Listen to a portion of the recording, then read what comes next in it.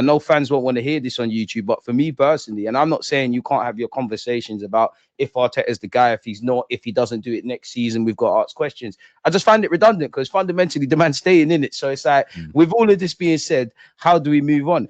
This is a good question as well, man. Do you think our season turns out differently if Ollie Watkins is signed in January? You look at the amount of draws, maybe that's half, then there's different conversations. Possibly, maybe you get over, you change a couple of draws into wins. Maybe, who knows what happens to that PSG game.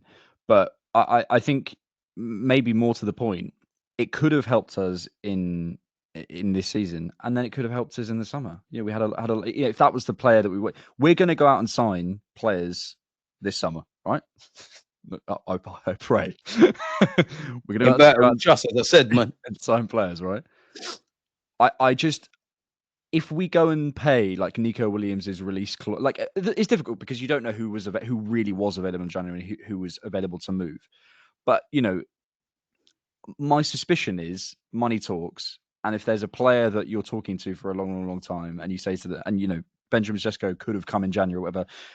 Clubs obviously don't want their players to move in January. That's absolutely fair enough, but you can push and you can make stuff happen. You can do loan deals, etc.